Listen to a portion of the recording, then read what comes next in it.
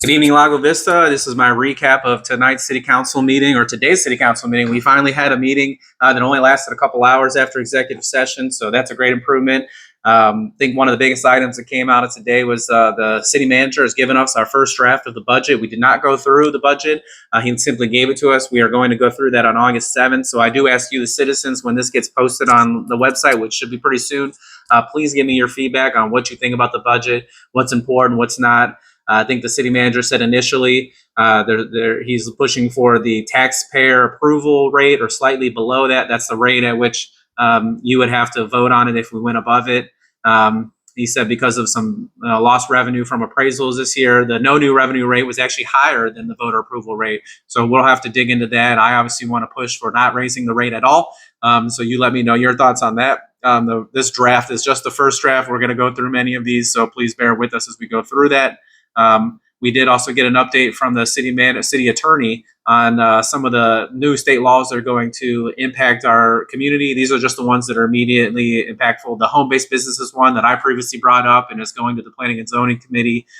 We also heard about a bill that would allow electronic zoning notices. It didn't sound like there was a lot of interest in that because of how laborious it would be for our staff. There's also some stuff in there for law enforcement about skimmers, those things that people put on the pump at the gas stations and try to get your credit card information. The gas stations now, whenever they find those, have to notify law enforcement that they have. SB7, obviously, the big water funding bill came out. Competitive purchasing thresholds have gone from 50,000 to 100,000. We also, there's limitations on what a city can do to create permitting for food trucks. And a number of other bills. There's also one that I think most people will like, is that any sort of tax increase whatsoever, when we have to publish it or it's going to be on the ballot, has to say in big bold letters, this is a tax increase. I think that creates more transparency. We also passed a resolution in honor of Emergency Management Awareness Month for August. We thank you to Travis County ESD #1, Public Works Department, our Police Department, all those first responders who deal with emergency management. We just saw them in action the last few weeks and still right now, so we're very appreciative of them. It was announced that we are doing a debris drop-off event on July 30th. It's a Wednesday from 9 a.m. to 12 p.m. and 1 p.m. to 4 p.m. At the municipal complex next to the police department. So please go to the city website to see what items you can drop off there. The Green Center is open in August, on August 2nd from 7 a.m. to 1 p.m. and August 7th, 7 a.m. to 4 p.m.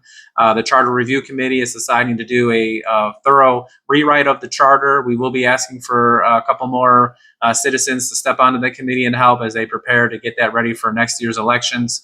I did also report that I talked to Congressman McCall's office. If anybody's having any issues with their FEMA assistance applications, that their office is able to help, please get in touch with me for anything that you need on that.